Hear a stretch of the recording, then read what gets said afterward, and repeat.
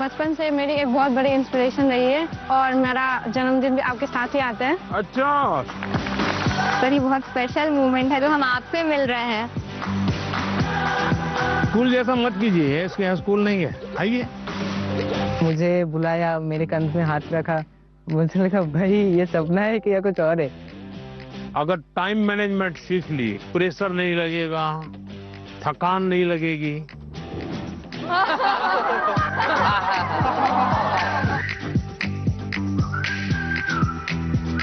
अच्छा भाई, मैं आपसे कुछ सवाल पूछना चाहता हूँ। आपने मुझे बहुत सवाल पूछे। लाइफ टाइम मोमेंट रहेगा, मैं कभी नहीं भूलूंगा इस। चलिए आप शुरू करते हैं। 1 2 3।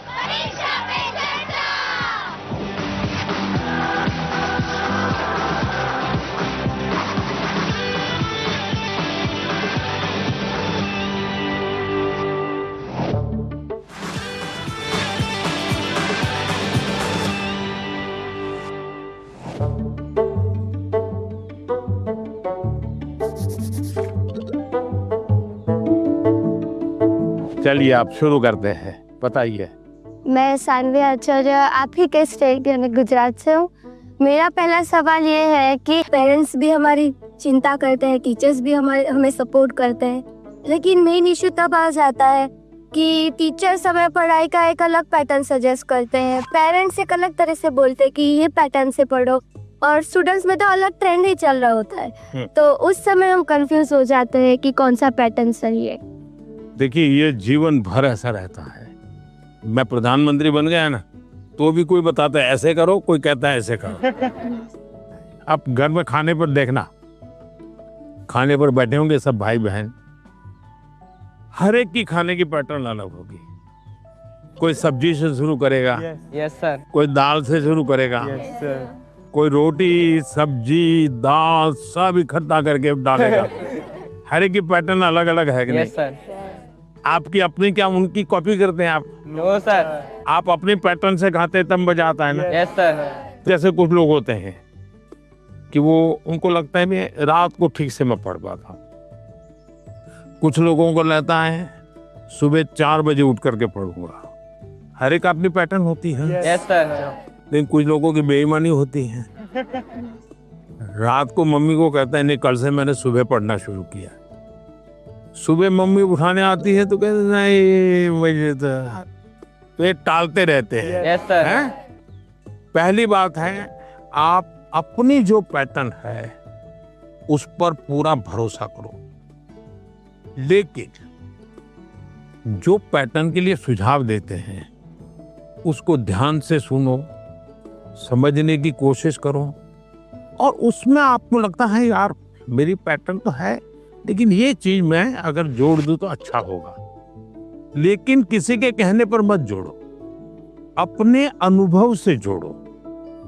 अब जैसे परीक्षा पे चर्चा मैंने जब शुरू किया तब एक पैटर्न था, अब धीरे धीरे मैं उसमें इम्प्रूव करता जा रहा हूँ, बदलता जा रहा हूँ। इस बार मैंने अलग अलग राज्यों में भी किया, तो मैंने भी अपनी पैटर्न बदली, लेकिन मूल पैटर्न को छोड़ा नहीं। Yes sir. उनका नेचर भी बहुत अच्छा था, वो बहुत फ्रेंडली थे, वो हम सब बच्चों के साथ भी एकदम घुल मिल गए थे। प्रधानमंत्री जी ने हमें बताया कि हमें सभी का पैटर्न सुनना है, सभी में से कुछ कुछ गुण लेना है, हमें हमारा पैटर्न में ही फोकस करना है, सबका कुछ अच्छा अच्छा गुण हमें लेना है, और वही पैटर्न हमें धीरे धीरे आगे बढ़ाना है। नर्मदे हर सर। नर्मदे हर। सर मेरा नाम आयुष तिवारी है। सर तो मेरा प्रश्न यह है कि अक्सर कई बार हम स्कूल या टीचर की स्पीड से मैच नहीं कर पाते, और जो छूट जाता है हम उसे कवर करने के चक्कर में आगे के चैप्टर्स भी मिस करते जाते हैं और हम पीछे रह जाते हैं। तो इस सिचुएशन में हम कैसे अपने उसको मैनेज? तो आपकी टीचर के खिलाफ शिकायत है? No sir. लेकिन आपने बड़ी चतुराई से टीचर के खिलाफ अपनी कंप्लेन बता ली, तो मैं जवाब टीचर के लिए देता हूँ। Yes sir. हाँ? टीचर का प्रयास रहना चाहिए कि स्टूडेंट की ये स्पीड है, एक कदम ज्यादा स्पीड मेरी रहेगी, ज्यादा नहीं। हमारा लक्ष्य ऐसा होना चाहिए जो पहुंच में हो लेकिन पकड़ में ना हो। Yes sir. Sir exam warrior में भी लिखा है मंत्र 26, goal should be with in reach but not easily achievable. वाह, सब याद रखते हैं आप लोग। लेकिन 50 कदम आगे चला जाएगा तो स्टूडेंट कहेगा भाई ये तो चला गया, मेरा काम नहीं है। जैसे किसान खेत को जोतता है ना, स्टूडेंट के मन को जोतना चाहिए। इसका तरीका क्या है? मान लीजिए जनवरी के तीसरे सप्ताह में वो हिस्ट्री का ये पार्ट पढ़ाने वाले हैं, तो जनवरी 1 तारीख को बता दें कि भाई पहले वीक में हिस्ट्री का ये पार्ट पढ़ाऊंगा, दूसरे वीक में हिस्ट्री का ये पार्ट पढ़ाऊंगा, तीसरे वीक में हिस्ट्री का ये पार्ट पढ़ाऊंगा। तो आपको पता है कि आने वाले 3 सप्ताह में ये 3 विषय आने वाले हैं। फिर वो कहेगा ऐसा करो, आप मैं पढ़ाऊं उसके पहले पढ़ना शुरू कर दो, पढ़ करके आओ, किसको पूछ के आओ, यस सर। हाँ गूगल पे जाके कुछ करना है तो वहां करके आ जाओ। Yes sir. और उसके बाद एक्चुअली जब पाठ पढ़ाएंगे तो क्या होगा? सर सर हमें क्यूरियोसिटी होगी, हमें जिज्ञासा ज्यादा होगी, समझ आएगा क्योंकि हमने पहले से पढ़ा होगा। फोकस भी और अच्छा रहेगा। मानसी, सर अगर कोई चैप्टर हमें बहुत ज़्यादा इंटरेस्टिंग लगता है तो हमें उसको और समझने की और जानने की इच्छा होगी, जिससे हमें और अच्छे से रिवाइज हो जाएगा वो चैप्टर। बताइए, सिंपल सा काम है ना। Yes sir. फिर आपको टीचर की स्पीड का प्रॉब्लम आएगा? नहीं आएगा। आप पीछे रह गए ऐसा भाव आएगा? क्यों? क्योंकि आप टीचर से एक कदम आगे चले गए। मन को जोतो, फिर मन को जोड़ो, और फिर आपको पढ़ाई के जो विषय रखने हैं रखो, तो आप स्टूडेंट को हमेशा सफल पाओगे। हर किसी को अवसर नहीं मिल पाता कि पीएम माननीय प्रधानमंत्री से स्वयं आमने सामने बैठकर उनसे सवाल पूछकर उनसे अपनी बातचीत शेयर कर पाए। उन्होंने बताया कि हम टीचर से 2 कदम पीछे होने की बजाय 2 कदम उनसे आगे रहें, तो हम उनसे पीछे रह ही नहीं सकते।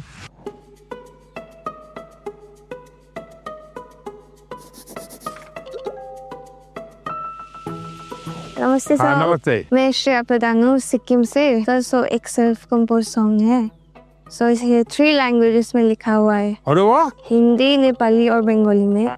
सो ये देशभक्ति का वैसा वाला सॉन्ग है। इसका टाइटल मैंने रखा है हमारा भारत भूमि। तो आपको कविता लिखने का शौक है? Yes sir. सो कविता सो मैं वो नेचर के बारे में लिखती हूँ ज्यादातर। अच्छा, नेचर के विषय में। भानु जयंती ने भी लिखा था 1-2 बार। Yes sir. चलिए सुनाइए। हमारा भारत भूमि है, ऋषियों का ये देश है। हमारा भारत भूमि है, ऋषियों का ये देश है। अनेकता में एकता, शांति का परिवेश है।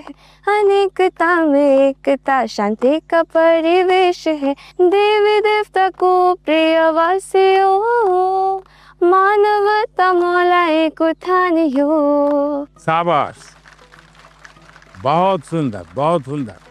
देश की एकता की बात बताई, एक भारत श्रेष्ठ भारत। मानसी, तुम्हें तो आता होगा बेटा कुछ गाना? Yes sir. कौन सा गाओगी गाना बताओ? सुनाना चाहती हूँ। हाँ सुनाओ। सर ये गाना मेरी मदर ने लिखा है और ये गाना जो है ये स्टूडेंट्स को डेडिकेटेड है। अच्छा सुनाओ। बढ़ता चल तू बढ़ता चल, करता चल कुछ करता चल, सारी दुनिया तेरे पीछे मुश्किलों से लड़ता चल। सारी दुनिया तेरे पीछे मुश्किलों से लड़ता चल। बढ़ता चल तू आगे बढ़ता चल। वाह, शानदार।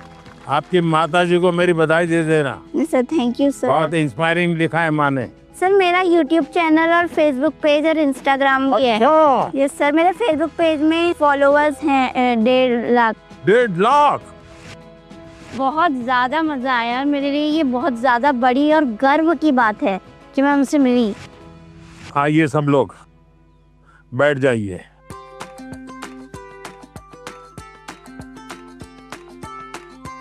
मैंने आज आपका स्वागत आपका किया। ये असमी वो गमोशा कहते हैं। ये सबसे बड़ी चीज है, ये मेरी सबसे प्रिय चीज है। उसकी रचना बहुत अच्छी लगती है। दूसरा है ये असम का और खास करके नॉर्थ ईस्ट की विमेन एम्पावरमेंट का सिंबल है। ये घर में बनाते हैं और सचमुच में वहाँ की मातृशक्ति, नारी शक्ति कैसे काम करती है, तो एक प्रकार से मन को बड़ा आदर होता है, सम्मान होता है। तो मेरा मन कर गया था इन बच्चों को मैं आज असम का गमोसा दूंगा। Thank you sir.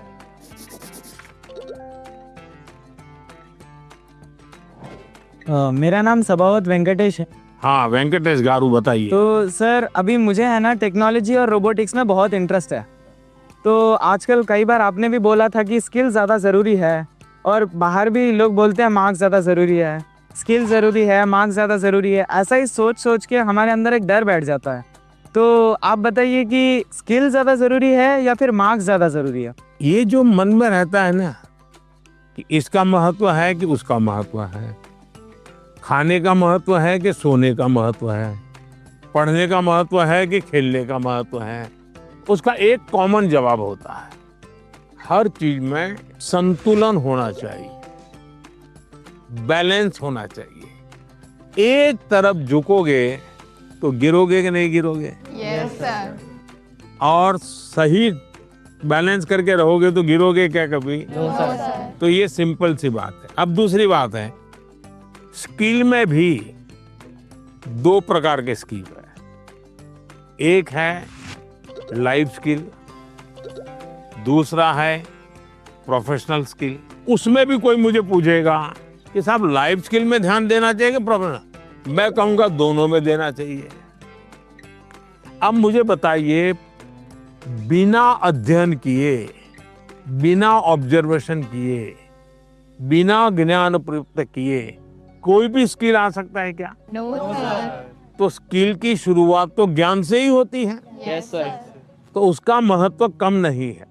मान लीजिए हम बहुत बढ़िया पढ़ लिए हैं, लेकिन एक बार अचानक माँ बाप को बाहर जाना हुआ, अब हमें भूखे मर रहे हैं, किचन में सब पड़ा है लेकिन पता ही नहीं कैसे करूं, क्या करूं, कि डब्बे में क्या है, कैसे निकालूं।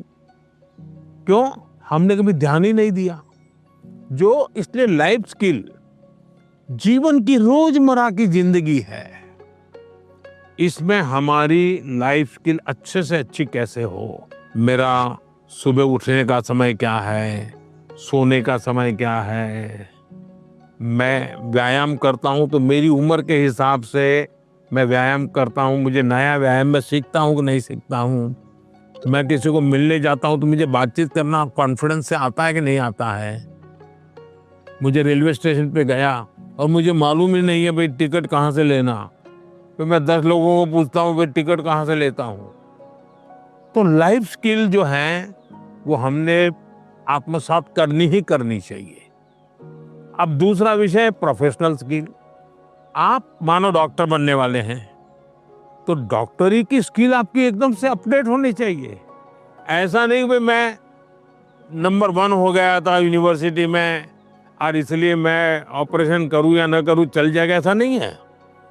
आपको अगर हार्ट स्पेशलिस्ट बनना है तो किताबें आपको हार्ट स्पेशलिस्ट बनने में मदद कर सकती है, हार्ट स्पेशलिस्ट नहीं बना सकती। हार्ट स्पेशलिस्ट तो आप तब बनेंगे जब एक्चुअली आप पेशेंट के साथ, उसके हर स्टेजेस के साथ जुड़ करके अपना स्किल डेवलप करोगे। अगर आपको वकील बनना है, आपको कॉन्स्टिट्यूशन की सारी धाराएं पता है, इस धारा में इतनी सजा होती है, इस धारा से ऐसे बेल मिलता है, सब मालूम है। लेकिन अगर आपको अदालत में जाकर के एक वकील के रूप में तैयार होना है तो किसी वकील का जूनियर बनना पड़ता है, प्रोफेशनल स्किल सीखनी पड़ती है, उसमें से आपको आगे आना होता है। और इसलिए लाइफ स्किल, उसमें कोई कॉम्प्रोमाइज नहीं है, 100% वो तो अचीव करना ही चाहिए। प्रोफेशनल स्किल, जिस प्रोफेशन में इंटरेस्ट है इसमें लगातार नया करते जाना। अब उसमें भी पहले हार्ट के पेशेंट को इतनी टेक्नोलॉजी नहीं थी, आज टेक्नोलॉजी आ गई, तो आपकी उम्र भले 40 साल हो गई होगी लेकिन आपको टेक्नोलॉजी पढ़नी पड़ेगी। तो शिक्षा और स्किल एक दूसरे के जुड़वा भाई बहन है, वो दो अलग नहीं है, लेकिन स्किल जीवन में बहुत अनिवार्य है। मैं एक बहुत गरीब फैमिली से बिलोंग करता हूँ। फैमिली भी प्राउड फील कर रही है कि मेरा बेटा गया है। तो एक्साइटमेंट बढ़ गई थी उनसे बात करने के लिए, तो हमें ऐसा चांस मिला कि हम बात कर सकते हैं उनसे। जैन सर, सर मेरा नाम मेमोता शाम है।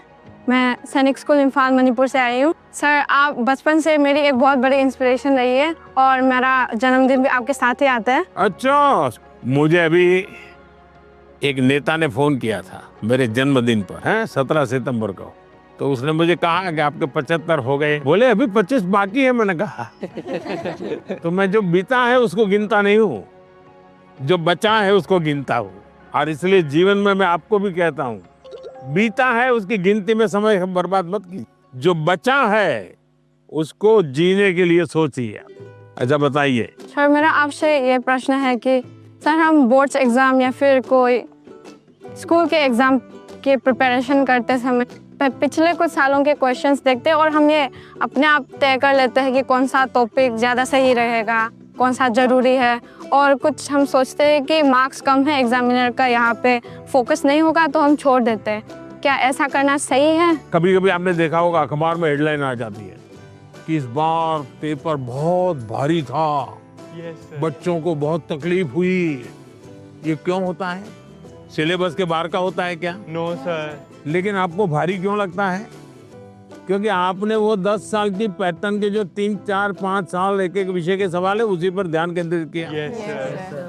पहले आता था श्योर सजेशंस, फिर आने लगा इम्पोर्टेंट क्वेश्चंस, फिर आने लगा 10 साल के पेपर आप कर लीजिए वही पैटर्न चलेगा। ये बीमारी जब मैं पढ़ता था तब भी थी, और ये बीमारी फैलाने का काम कुछ टीचर भी करते हैं। टीचरों को क्या लगता है कि मेरे स्कूल का नंबर अच्छा हो, मेरे क्लास का नंबर अच्छा हो, इसलिए वो क्या करते हैं जिससे नंबर मिले वही पढ़ाते हैं।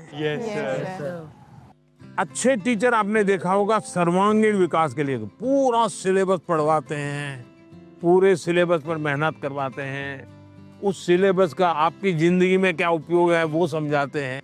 अब आप देखिए कोई खिलाड़ी है, अगर मान लीजिए उसको बॉलिंग करनी है तो क्या वो अपने कंधे के मसल से मजबूत करता रहेगा तो अच्छा बॉलर बनेगा क्या? उसको और क्या क्या करना पड़ेगा? एक्सरसाइज करनी पड़ेगी, योगा करना पड़ेगा, एक्सरसाइज करनी पड़ेगी, पूरे शरीर को मजबूत करना पड़ेगा, उसको मन को भी मजबूत करना पड़ेगा। Yes sir. उसको अपना खाने की पद्धति को भी उसके अनुकूल बनाना पड़ेगा। Yes sir. उसको नींद भी उस प्रकार से लेनी पड़ेगी।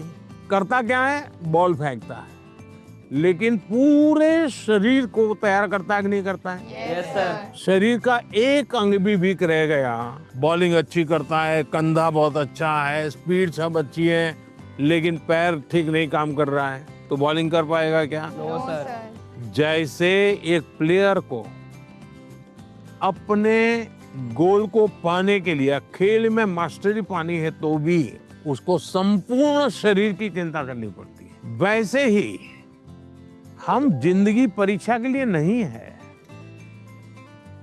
हमारे जीवन को बनाने के लिए शिक्षा एक माध्यम है।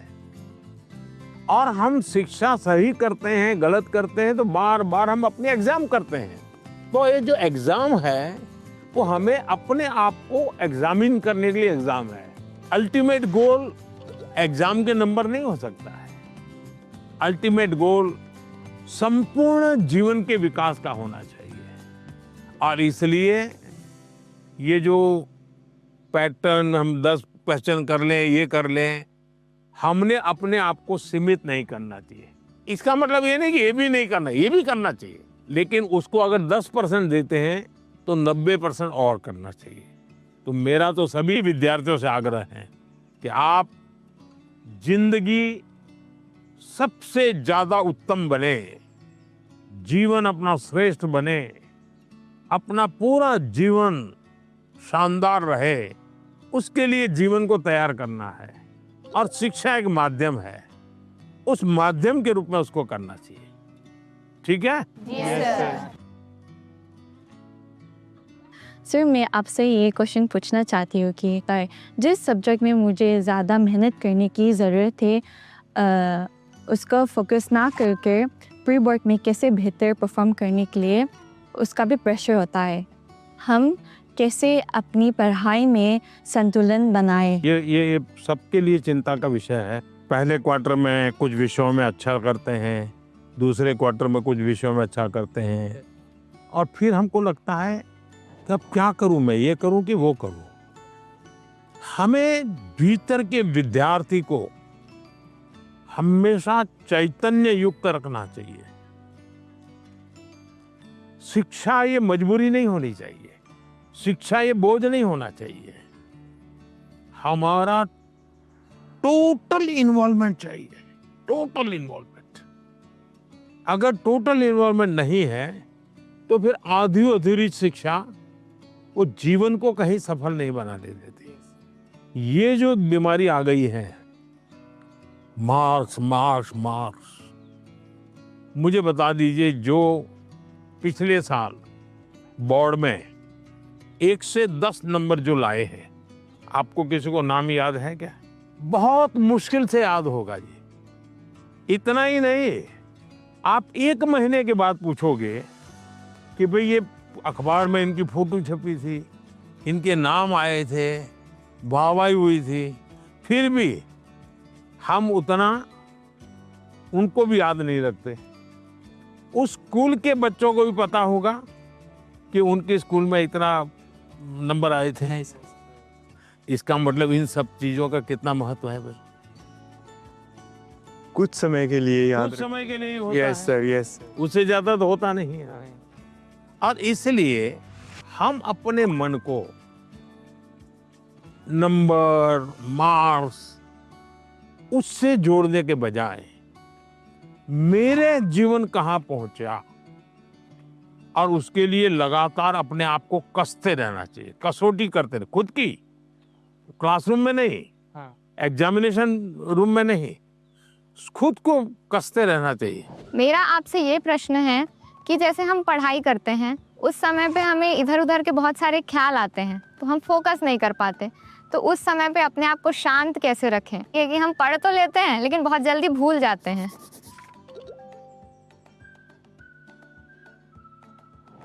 अब जैसे आज यहाँ आप आए हैं, आज से 25 साल के बाद कोई आपको आज के इस कार्यक्रम के विषय में को पूछेगा तो क्या होगा? भूल जाएंगे कि याद रहेगा? याद रखिए सर, ये बहुत यादगार रहेगा। सर ये बहुत स्पेशल मोमेंट है जो हम आपसे मिल रहे हैं। नहीं, स्पेशल ऐसा नहीं है, आप स्वयं इन्वॉल्व है कि भाई हम घर से जब निकले होंगे ना, तब दिमाग में दिल्ली, पीएम के घर, यानी घर में भी फोन कर भी किया होगा तो ये नहीं क्या होगा ठंड कितनी है ना, अब अरे कल जा रहा हूँ, सुबह जाना है। इसका मतलब आप पूरी तरह इसमें इन्वॉल्व है कि नहीं है? Yes sir. इसी के कारण आपको 20 साल 25 साल के बाद भी यहाँ की हर चीज याद रहेगी। Yes sir. दूसरा, याद तब रहता है जब आप मौका देख करके दोस्तों से शेयर करते हो। आप अपने क्लास में अपने से जो कम होशियार जो स्टूडेंट है, ऐसे 1-2 को दोस्त बनाए और फिर उसको कहोगे मैं तुम्हें सिखाता। अपने से ऊपर का जो स्टूडेंट है, हमसे ज्यादा होशियार है, उसको कहो भाई 10 मिनट मेरे साथ बैठो, मुझे बताओ मैं ये सोच रहा हूँ ठीक है क्या, तुम करेक्ट करो, तो हमें डबल फायदा होगा। Yes sir. जब हम उनका भी ओपिनियन लेते हैं, हाँ, फिर हमें और थॉट्स आते हैं कि इसमें और क्या हो सकता है। तो इससे फायदा होता है, जी सर। नए नए आइडिया आते हैं, जी सर। तो आपका मन एकदम खुल जाता। जब मैंने उनसे क्वेश्चन पूछा, मैंने डायरेक्ट इंटरेक्ट किया उनसे और उन्होंने मुझे सेटिस्फैक्ट्री आंसर दिया, तब ऐसा लग रहा था कि we are living our dream. क्योंकि यहाँ आना सबके उसमें नहीं रहता, सबकी किस्मत में नहीं रहता। So I am feeling that I am very fortunate. सत श्री अकाल। सत श्री अकाल। मेरा नाम एकम कौर है, मैं पंजाब से आई और मेरा आपसे ये प्रश्न है कि जो 12वीं कक्षा के स्टूडेंट्स होते हैं वो अपने बोर्ड्स के एग्ज़ाम के साथ जो कंपटीशन एग्ज़ाम्स होते हैं उसकी भी तैयारी करते हैं, क्या ये सही है? क्योंकि उन दोनों एग्ज़ाम्स के जो एग्जामिनेशन पैटर्न होता है वो बहुत अलग होता है और वो एग्ज़ाम्स आते भी सेम टाइम पे हैं। ये चिंता आपकी सही है।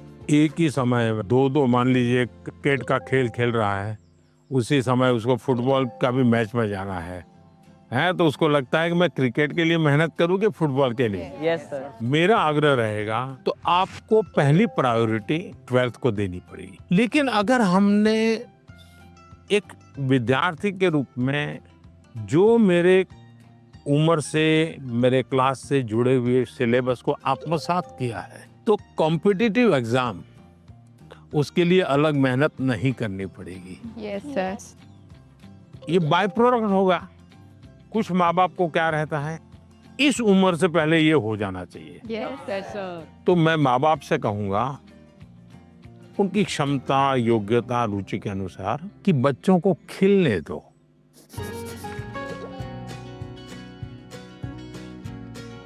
सर मेरा एक आपसे क्वेश्चन था। हाँ। मुझे सर गेमिंग में बहुत इंटरेस्ट है। हाँ। लेकिन मेरी सोसाइटी बोलती है कि सब गेमिंग वगैरह छोड़ो और पढ़ाई में ध्यान दो।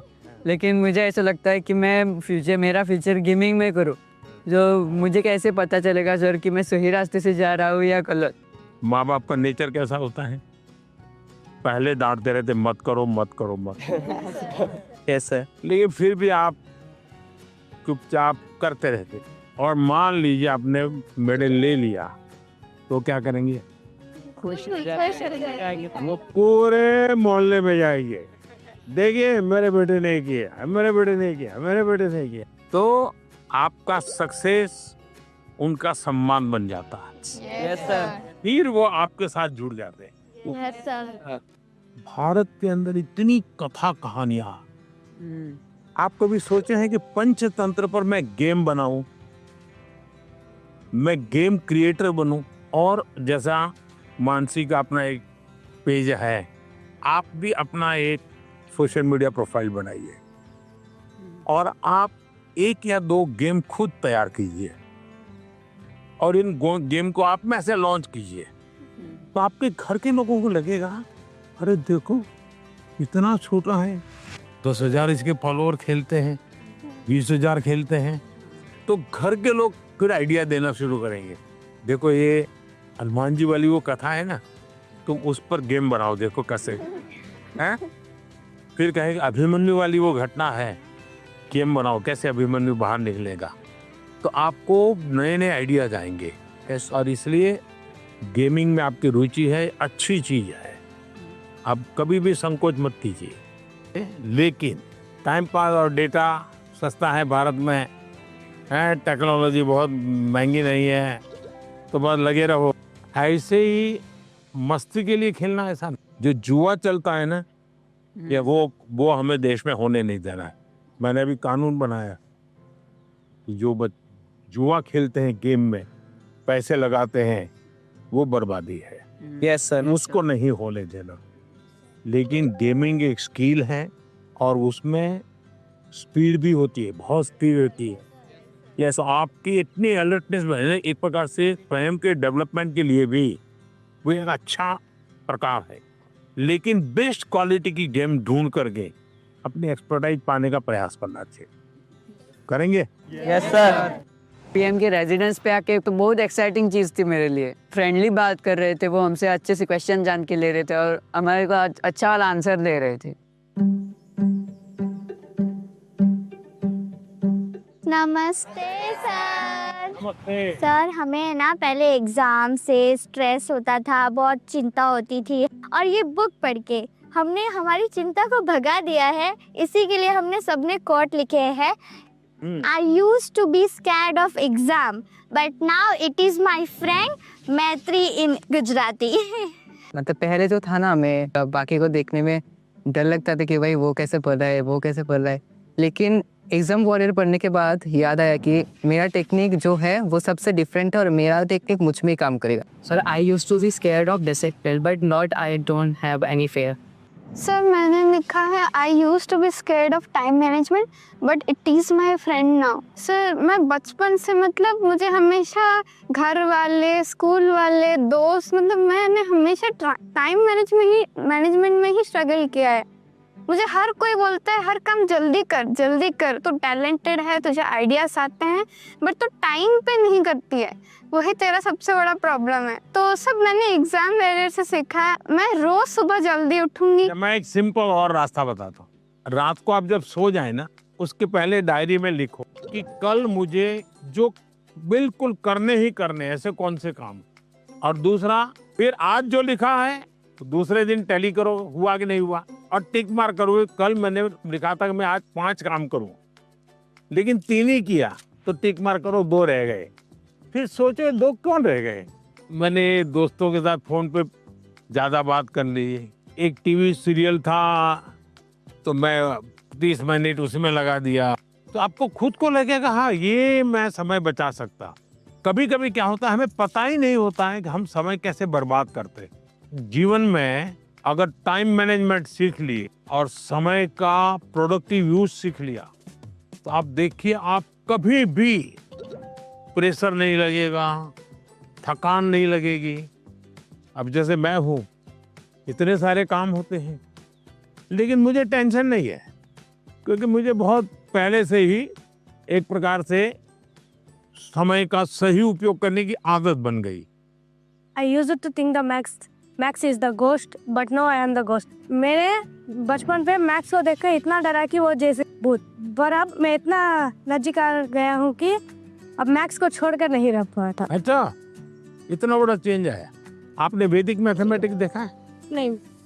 ऑनलाइन वैदिक मैथमेटिक्स के क्लास चलते हैं क्योंकि वो जादू के खेल की तरह, अगर थोड़ा उसमें रुचि लेंगे तो आपको बहुत मजा आएगा और अपने दोस्तों को भी मैथ्स के उस प्रकार के गेम दिखा सकते हो तो आपकी रुचि और बढ़ जाएगी। Yes, sir. I used to be scared of exams, but it is my friend now.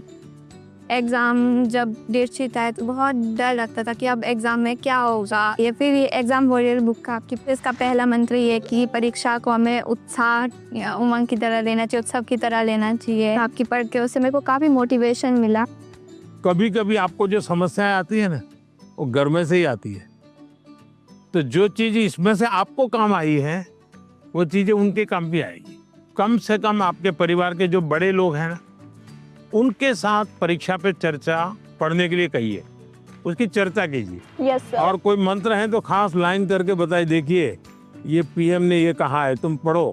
Sir मेरी मम्मी ने सारे मंत्र पढ़े और मम्मी बहुत खुश हुई। देखिए आपकी ताकत बढ़ गई। I use to be Scared of low marks, हाँ but now it is my friend. So पहले ऐसा था कि मतलब हमें लगता था कि मार्क्स ही सब कुछ है। एग्ज़ाम्स के बाद हमारे मार्क्स कम आते थे तो ऐसा लगता था कि अभी मतलब सब कुछ एंड हो गया। पर जब हमने बुक पढ़ा तो मतलब आपने जिस लिखा था एग्ज़ाम सिर्फ एक लाइफ का प्रिपरेशन है और आपने हमें डॉक्टर APJ अब्दुल कलाम का एग्जाम्पल दिया। हाँ याद है आपको। मतलब उन्होंने फेलियर किया पर अगर वो फिर ट्राई नहीं करते तो हम लोगों को मतलब मिसाइल मैन ऑफ इंडिया नहीं मिलता। तो उसके बाद मुझे सीख मिला है कि एग्ज़ाम के मार्क्स कुछ नहीं है, मतलब अगर हम लोग फिर ट्राई करेंगे तो और अच्छा और बेहतर कर सकें। अच्छा अभी तुम्हारा टेंशन कम हो गया तब कोई नई चीज सीखने का मन करता है? Yes sir. गाना सीखूं, बजाना सीखूं, ऐसा कोई नया विचार आता है? पेंटिंग सीखूं, यस सर। ऐसा समय मिला तो कर रही हो? हाँ सर, अब मतलब पोएम लिखता पोएम लिखता है? अच्छा स्टार्ट करेगा। हाँ। I used to be scared of presentations, but now it's one of my friend. जैसे आपकी तरफ है देखा है कि आप कितना जैसे वो कॉन्फिडेंस है और ये बुक भी मैं पढ़ता है। अभी मैं कॉन्फिडेंस में है और ये परसिस्टेंस की जब मैं फेल करूँगा तो मैं क्विट नहीं करूँगा, मैं फिर से तैयार करूँगा। तो मैं अभी जैसे आगे में मैं ये प्रेजेंटेशन कर सकता है। तो अभी हिम्मत आ गया। इसलिए सब मान लीजिए फुटपाथ पर गरीब महिलाएं सामान बेच रही हैं और इतने में कोई झगड़ा हो गया तो वो गरीब महिला जिसने कभी टीवी को जवाब नहीं दिया, आपने देखा होगा वो कितना बढ़िया इंटरव्यू देती है। कैसे हुआ, क्या हुआ, कैसे हुआ, कारण क्या है? जो चीज उसने अपने अनुभव में आंखों के सामने देखा, लाग लपेट नहीं है, झूठ बोलना नहीं है, तो एकदम से सरलता से वो बता देती है। ये कॉन्फिडेंस कहाँ से आया? सच्चाई के कारण आया। आपका भी कॉन्फिडेंस कैसे आया? उस सच्चाई से आया कि जो मैं कर रहा हूँ, मैंने जो किया है, मैं जो कह रहा हूँ, मैं सही कर रहा हूँ। मैं डरती थी कि पेपर देते टाइम मैं घबरा ना जाऊँ, स्पेशली लिटरेचर में देखती थी ना लेंदी, उसी में घबरा जाती थी बुक पढ़ने के बाद। अब मुझे लगा नाउ आई कैन, अब मैं नहीं घबराऊंगी, अब मुझे प्रैक्टिस करना है, लिख लिख के और प्रैक्टिस करूंगी ताकि मैं घबराऊं ना इतना लेंदी पेपर, और मैं ज़्यादा स्पीड से और तेज़ी से लिखने की कोशिश करूंगी। मैं अपना हैंड राइटिंग सब कुछ इम्प्रूव करूंगी। वो एकदम कॉन्फिडेंस आ गया। अभी देखती हो बाद में तो गलती नहीं पकड़ में आती। बिल्कुल नहीं, क्योंकि मुझे पता चल गया ना कि मुझे क्या प्रॉब्लम है। मैं घबरा जाती थी एक्चुअली पेपर देख के, लेकिन अब नहीं। देखिए ये सही चीज पकड़ा है। सचमुच में हम वीक नहीं है, हम हड़बड़ी में सब गलती कर देते हैं। कुछ टेक्निक काम आती है। मान लीजिए ऐसा पेपर है ना, चुपचाप 30 सेकंड ऐसे ही बैठिए और एकदम गहरी सांस लीजिए। सांस ऐसे लीजिए एकदम सीना फूल जाए, इतना जितना भर सकते हैं भरिए, और फिर धीरे से उसके सांस को निकालिए। आपका मन एकदम से अलग हो जाएगा। फिर उसकी ओर देखिए तो आपको नई चीज हाथ लग जाएगी, सही चीज हाथ लग जाएगी। नहीं आता है इसलिए गलती होना अलग बात है, लेकिन आता है और गलती होगा ऐसा कभी नहीं होगा। नमस्कार सर, जय गुरु नमस्कार। शंकर। मेरा नाम मृदुमलय बर्मन है। तो सर मेरा क्वेश्चन ये है कि छोटे घर, शोर और कामकाज के बीच मतलब पढ़ना अक्सर थोड़ा मुश्किल हो जाता है। और अगर माता पिता हमारे सपनों को उतना सपोर्ट नहीं करते, उतना गंभीरता से नहीं लेते, तो अब हम क्या कर सकते? देखिए मैं बताता हूँ, मैंने एक वीडियो देखा था सोशल मीडिया पे जो मेरे मन को छू गया था। एक पिताजी बैलगाड़ी में अपना जो रोजी रोटी कमाने के लिए कुछ सामान लेकर के जा रहे थे, और उनका बच्चा उस बैलगाड़ी में सामान भरा पड़ा था, ऊपर कहीं सामान के ऊपर बैठा हुआ था, लेकिन क्या कर रहा था, वो अपनी किताब पढ़ रहा। यानी वो कंफर्ट की चिंता नहीं कर रहा। कुछ लोग होते हैं कि भाई नींद नहीं आती। क्यों नहीं आती? कमरा ऐसा है, अगर उसको 5 स्टार होटल में रखोगे ना तो भी नींद नहीं आएगी। हाँ। तो ये जो सोच है कि सुविधा होगी तो क्षमता आएगी, ऐसा नहीं है। हमारे देश में बोर्ड की एग्जाम में जो नंबर लाते हो बच्चे कौन है? छोटे छोटे गांव के हैं। पहले क्या होता था, बड़े परिवार के, बड़ी स्कूल के बच्चे ही। अब ऐसा नहीं है, छोटे छोटे परिवार के थे। अब वहां तो कोई कंफर्ट नहीं है। देखिए अभी मैं ब्लाइंड क्रिकेट टीम से बच्चियों को मिला और वो जीत करके आई थी। जब मैंने उनको सुना तो अपने आंख में आंसू आ जाए, ऐसी बातें थी। घर नहीं है और ब्लाइंड है, खेलना सीखा, दिव्यांग होने के बावजूद भी वो यहाँ तक पहुंच गई। तो उसको कहाँ पैदा हुई, कहाँ रहती थी, उसमें मैटर नहीं करता था। तो हम कंफर्ट जोन ही जीवन बनाता है, ये भ्रम में नहीं रहना चाहिए। जीवन बनता है जिंदगी जीने के तरीके से। माननीय प्रधानमंत्री जी को देखा तो मुझे तो अपने आप पर विश्वास नहीं हो रहा कि वो आ रहे हैं, लीडर है इंडिया के। तो मुझे लगा कि वो बहुत सीरियस रहते होंगे, लेकिन जब उनसे बातें की ना, बातें करके अपने अपने लगे। उन्होंने जो एडवाइस दी थी उसको सुनकर ऐसा लगा कि हाँ मैं तो ये कर सकता हूँ। अब मैं वो फॉलो करूँगा और अपने जीवन में उसको उन एडवाइस को फॉलो करने की कोशिश करूँगा। वनकम सर। वेलकम सर मेरा नाम निखिल है सर, मैं लैंड ऑफ टेम्पल्स तमिलनाडु से आया हूँ सर। तो एग्ज़ाम्स के वक्त कभी कभी हमारे घर में गेस्ट आते हैं सर, और वो हमारे प्रिपरेशन के बारे में पूछते हैं। कुछ चीज़ें हम अपने माइंड से निकाल के रख देते हैं, भूलना चाहते हैं, उसी के बारे में वो वापस पूछते हैं और हमें उसके बारे में याद दिला देते हैं सर। और इसके बारे में हमारे मम्मी पापा भी कुछ कर नहीं पाते सर। तो मैं आपसे ये पूछना चाहता हूँ, ऐसे सिचुएशंस को हम कैसे हैंडल कर सकते हैं सर? मैं एक चालाकी बताता हूँ।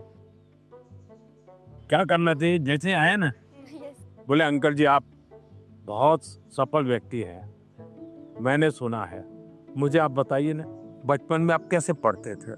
क्या आपको कभी गुस्सा आता था? क्या आपको कभी टीचर मारते थे? क्या आप कैसे करते थे? वो पूछे उसके पहले आप पूछो, आप देखिए पूरा टेबल टर्न हो जाएगा। हाँ सर। जब वो आए मैं टोटली सरप्राइज था। जिन्हें अभी तक टीवी में देखा है उन्हें रियल लाइफ में सीधा देखने को मिल रहा है, और उन्होंने बहुत क्रिएटिव आंसर दिया। मैंने एक्सपेक्ट नहीं किया था। उन्होंने बोला कि सीधा टेबल पलट देने के लिए हमें उनसे जाके पूछना चाहिए कि आपने कैसे किया लाइफ में, आपने इस स्टेज में इस पड़ाव को आपने कैसे पार किया। जुले सर, मेरा नाम पद्मा है, मैं लद्दाख से हूँ। तो मेरा ये प्रश्न है कि हमारे उम्र के बच्चे को बड़े सपने देखने चाहिए और उन्हें पूरा करने की शुरुआत कहाँ से करना चाहिए सर? सपने न देखना वो तो क्राइम है। सपने देखने ही चाहिए, लेकिन सपनों को गुनगुनाते रहना ये कभी काम नहीं आता है। और इसलिए जीवन में कर्म को प्रधान देना चाहिए। मैं जहां हूं वहां मुझे सफल होना है, तभी मैं आगे जाऊंगा। मैं देखता रहूं और मुझे अगर पेड़ पे चढ़ना ही है तो आम देखता रहूं तो आम नहीं पकड़ता। अब जैसे मान लीजिए हमारा मन कर गया कि मुझे एस्ट्रोनॉट होना है और मुझे चंद्रमा पे जाना है, तो फिर मुझे पढ़ना चाहिए कि पहले एस्ट्रोनॉट कौन हुए, उनकी बायोग्राफी क्या थी, ये स्पेस होता क्या है। धीरे धीरे उसमें रुचि हमारी बढ़ानी चाहिए। फिर टीवी पे कोई कार्यक्रम है तो उसको खाद देखना चाहिए, तो आपको खाद पानी मिलता रहेगा, हैं, आपको फर्टिलाइजर जिसको कहे मिलता रहेगा, तो वो विचार आपका पनपेगा। औरों को बताने से फायदा नहीं होगा। कभी कभी हम बता देंगे भाई मजाक उड़ाएंगे, ये तो एस्ट्रोनॉट बनने वाला है। तो हमारे मन के सपने पब्लिक नहीं करने चाहिए, लेकिन लीक करके रखने चाहिए। मैं बहुत नर्वस थी क्योंकि मेरा ये लाइफ का पहला एक्सपीरियंस था परीक्षा पे चर्चा पर। बट जैसे प्राइम मिनिस्टर मेरे सामने आते ही मेरा पूरा नर्वसनेस एक्साइटमेंट में बदल गया था। Sir, I have a question कि हम जो बड़े सपने देखते हैं उन्हें हमें पूरा करने के लिए रोज़ाना कौन सी एक छोटी सी हैबिट या कौन सी एक आदत अपनानी चाहिए जिससे हम अपने सपने के नज़दीक पहुंचते जाएं? एक तो मुझे लगता है कि हमने बायोग्राफी पढ़नी चाहिए, बड़े जो भी सब है उसके विषय में। कभी कभी क्या होता है हमारे सामने वो बड़े बने वो ही पता चलता है, लेकिन वो भी तो कभी छोटे थे। आज पीएम आपको मिला होगा, वो पीएम कभी तो छोटा होगा ना। तो हम जब बायोग्राफी पढ़ते हैं तो लगता है नहीं भाई ये बड़ा तो था, लेकिन पहले तो यहाँ था। फिर उसमें से आप को रिलेट करोगे, हाँ मैं भी ऐसा ही हूँ, ये तो मैं भी करता हूँ, वो ही करते हैं ऐसा नहीं है। फिर आपका विश्वास बढ़ेगा, हाँ यहाँ से शुरू कर सकते हैं, ये पहला कदम है। उन्होंने ऐसा किया था, ये दूसरा कदम है। उसने ऐसा किया था, ये तीसरा कदम है। तो आप अपने आप अपना रास्ता मजबूती से आगे बढ़ा सकते हैं। उनकी एडवाइस सुन के मुझे ऐसा लगा कि जो मेरा आइडियल है मैं उसके देखूं और उसकी मतलब पूरी जानकारी निकालूं और देखूं कि वो किस बैकग्राउंड से बिलोंग करते थे, उनके सामने क्या परेशानियां थी, उन्होंने क्या क्या फेस किया। तो उनको जान के मैं क्या एक छोटा सा स्टेप ले सकती हूँ और उस पर काम कर सकती हूँ, और वो जब पहला वाला स्टेप कंप्लीट हो जाए तब हम दूसरे स्टेप पे जा सकते हैं। सर, मुझे आपको एक कविता सुनानी है। कविता सुनानी है? सुनाओ। हम सबके अरमान है आप, भारत के अभिमान है आप, भारतवर्ष के केवट है आप, मानवता के सेवक है आप। मैं बड़ी दूर से आई हूँ, कुछ प्रश्नों को अपने साथ दिलाई हूँ, परीक्षा पे चर्चा की सौगात उठाए हैं, फिर हम सब ने ये मौका पाए हैं। आप ममता की परछाई है, वंचितों के हमराही है, देश को आगे रखते हैं, भारत माँ की जय कहते हैं। तो लो मैं भी ये कहती हूँ, मन की बात रखती हूँ, आप साधना पुरुष और योगी हो, भारत के सपनों के मोदी हो। यह कहकर मैंने वाणी को विराम दिया, वाह वाह यहीं से वाह, आपको प्रणाम किया। बढ़िया कविता बनाती हो। जब वो मेरे से मिले, जब मैं पोएम सुना रही थी और जब वो मेरे से बात कर रहे थे और जैसे जैसे पास आ रहे थे ऐसे लग रहा था अब मेरे को चक्कर आएंगे और अब मैं यही गिर जाऊंगी। ये अच्छा हुआ आप लोगों ने सब अपनी अपनी बातें लिखी। धन्यवाद सर। आइए।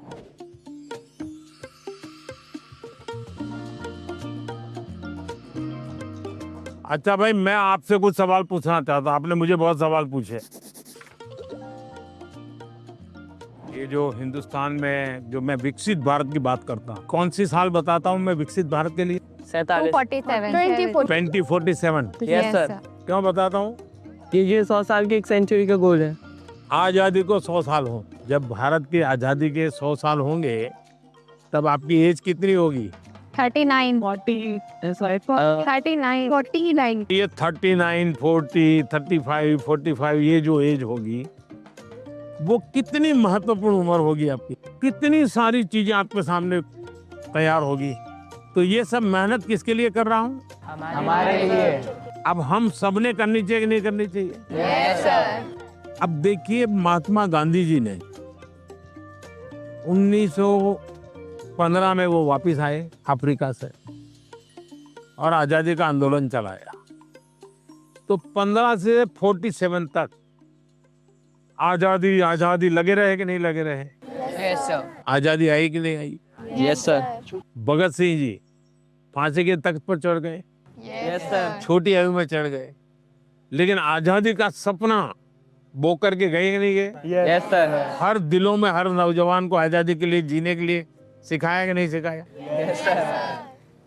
अगर आजादी के 25 साल पहले, आजादी के 30 साल पहले जो सपना देखा गया, उन सपनों के लिए जो उन्होंने कष्ट सहन किए, त्याग किया, बलिदान किया, आजादी मिली कि ना मिली? यस। अगर इतनी बड़ी आजादी मिल सकती है तो क्या हम सबके प्रयत्न से विकसित भारत बन सकता है कि नहीं बन सकता है? Yes sir. आपको विश्वास है? Yes sir. और इसलिए कभी भी भूलना नहीं चाहिए। ये सपना हमेशा आपको भी घर में जाके लिखना चाहिए। विकसित भारत के लिए मुझे ये करना है। अब कौन सी ऐसी 5 चीजें हैं जिसको मैं करूं विकसित भारत के लिए? सर अपने अंदर स्किल्स डेवलप करेंगे। सर हम खुद पर विश्वास कर कर आगे बढ़ेंगे। खुद पर विश्वास करेंगे। स्वदेशी चीजों का ज्यादा उपयोग करेंगे। अब ये स्वदेशी करेंगे तो करेंगे कैसे? तो पहले हमें मन को तैयार करना पड़ेगा। Yes sir. स्वदेशी चीज तो बात की बात है। Yes sir.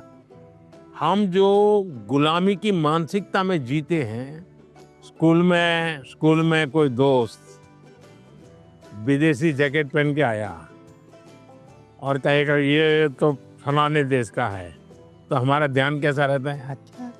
अच्छा होता है कि नहीं होता है? Yes sir. सर एक काम आप लोग करेंगे, यस सर। सुबह ब्रश करने से लेकर के दूसरे दिन सुबह ब्रश करने तक हम जिन जिन चीजों का उपयोग करते हैं उसका लिस्ट बनाइए। आपको पता भी नहीं होगा, कंघी भी विदेशी होगी, आपको पता ही नहीं होगा। जूते भी विदेशी होंगे, आपको पता नहीं होगा। एक बार आपको लिख करके देखना चाहिए, चलो भाई इस महीने में ये 10 चीजें पुरानी हो जाएगी, अब नई इंडियन लाएंगे। अगले महीने ये 10 पूरी हो जाएगी, इंडियन लाएंगे। तो 1 साल के भीतर भीतर सब विदेशी चीजें निकल जाएगी, इंडियन चीजें घर में आ जाएगी। तो हमें तय करना चाहिए, जैसा भी होगा मेरे शरीर पर, मेरे परिवार में, मेरे जीवन में, मेरी कोशिश होगी कि मैं पहले देखूंगा कोई बताओ पहले इंडियन है कि नहीं है, तो करेंगे। Yes sir. अगर हम ही हमारे देश की चीजों का गौरव नहीं करेंगे तो दुनिया करेगी क्या? सर अब जैसे हम लोग लेट हो जाते हैं तो क्या बोलते हैं? हम बोलते हैं ये तो इंडियन टाइम है, बोलते हैं कि नहीं बोलते हैं? Yes sir. मतलब हम लेट हम हुए, कार्यक्रम हमने देर से शुरू किया और गाली किसको दी? इंडिया को। दूसरा है कर्तव्य का पालन। पहले अपना जीने के तरीका बदलो। अब पहले शुरुआत करो स्वच्छता से। हम गंदगी नहीं करेंगे। हम दुनिया में कहीं देश का चित्र देखते हो साफ सुथरा दिखता है, यस सर। ये साफ सुथरा क्यों है? सफाई करने वाले कारण साफ सुथरा है कि लोगों ने गंदगी नहीं की इसलिए साफ सुथरा है? लोगों ने नहीं तो हमें अगर विकसित भारत बनाना है तो हम तय करें हम गंदगी नहीं करेंगे और हम स्वच्छता के विषय में परिवार में, बाहर, मोहल्ले में, सब जगह पे जरा भी कॉम्प्रोमाइज नहीं करेंगे। किसी ने फेंक दिया तो उसके साथ झगड़ा नहीं करेंगे, उठाकर ले लेंगे हम और हम उस कूड़े का तो देखेगा, वो शर्मिंदगी महसूस करेगा। Yes sir. कि मेरा कचरा इसने हाँ। उठाया। और इसलिए हमने जो नागरिक का कर्तव्य है उसका पालन करना चाहिए। हमारा हेल्दी रहना भी एक प्रकार से कर्तव्य है। Yes sir. तो हमें अपने कर्तव्यों का पालन अगर इतना भी कर लें तो दुनिया की कोई ताकत भारत को विकसित भारत बनाने से रोक नहीं सकती है। और आप जब 35-40 साल के होंगे उसका सबसे ज्यादा मजा लेने का मौका आपको मिलेगा। Yes sir. अब मुझे बताइए, जिसका फल आपको मिलने वाला है वो काम आपको करना चाहिए नहीं करना चाहिए? Yes sir. ज्यादा से ज्यादा आपको करना चाहिए नहीं करना चाहिए? Yes sir. चलिए, और मैं एक सवाल पूछता हूँ। आप उस पीढ़ी में हैं, आपके पास इतना खुला आसमान है, इतना बड़ा कैनवास है, आपको ध्यान में आता है कि ऐसी कौन सी चीजें आज हम कर सकते हैं? आजकल ज़्यादा ज़माना ही जैसे एआई का है, काफ़ी चीज़ें एआई में होते हैं। देखिए, आप लोग भाग्यशाली हैं, आपको इतना टेक्नोलॉजी का अपॉर्चुनिटी मिला है जो मेरे जमाने में नहीं था। उसका सही उपयोग करना, ये विवेक बुद्धि हमको विकसित करनी होगी। एआई आपकी ताकत को बढ़ाने वाली होनी चाहिए। एआई का उपयोग कैसे करें? एक तो होता है कि मैं एआई को ये कहूँ कि फलानी बायोग्राफी है, उसका मुझे मेन पॉइंट बता दो, तो एआई बता देगी 10 पॉइंट, और मुझे लगा मुझे बहुत ज्ञान हो गया, गाड़ी चल जाएगी, दोस्तों से के साथ भी गप्पे मारने हैं तो बड़े तहाके से। आपने एआई का उपयोग किया, लेकिन इससे आपका लाभ हुआ क्या? नहीं हुआ। लेकिन अगर मैं एआई को पूछूं कि मेरी ये उम्र है, मेरी इन विषयों में रुचि है, आप मुझे बताइए कि कौन सी 10 अच्छी बायोग्राफी है जो मैं पढूं, तो एआई आपको ढूंढ करके 10 बायोग्राफी दिखाएगा। फिर बाजार में जाइए और उसमें से किताब खरीदिए, तो एआई आपको काम आई। Yes sir. आपका डेवलपमेंट हुआ। Yes sir. आपको लाभ हुआ। मेरा फेवरेट पार्ट था कि उन्होंने जो एआई को लेकर बोला कि एआई तुम यूज़ करो, एआई की एक हेल्प है, बट वो हमें आगे भी हमें यूज़ कर सकते हैं, बट वो सीधा हमें हमारे जो हमारा गोल है वहाँ तक नहीं पहुँचा सकता। मैं भी ऐसे यूज़ करती हूँ टेक्नोलॉजी से रिलेटेड ऐप बनाना ऐसे, तो मुझे अच्छा लगा कि उन्होंने बोला कि एआई का इस तरीके से यूज़ करो ताकि हम सबके लिए अच्छे से यूज़फुल होए। सर, मुझे बांसुरी सुनाना है आपको। मैं कर्नाटक शास्त्रीय संगीत अभ्यास कर रहा हूँ, बांसुरी। तो आज मैं एक संस्कृत का कॉम्पोजिशन बजा रहा हूँ। हाँ, सुनाओ।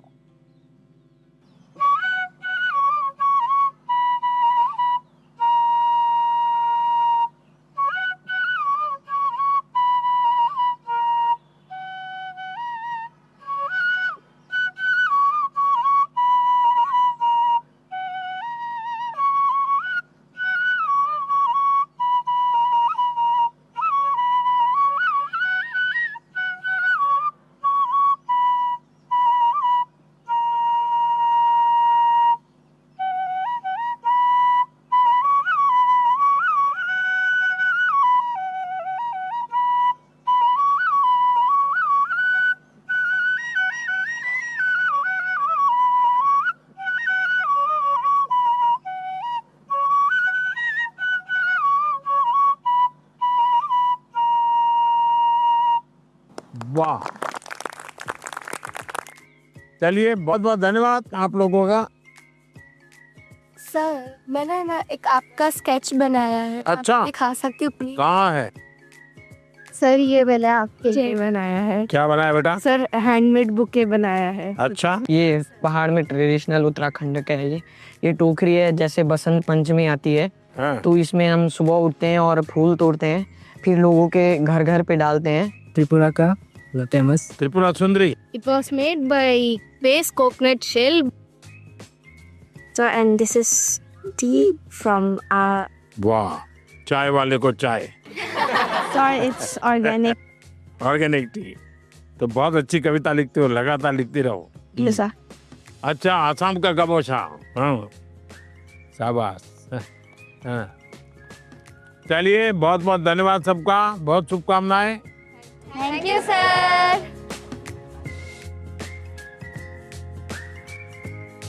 Bye sir. बाय। धन्यवाद सबका।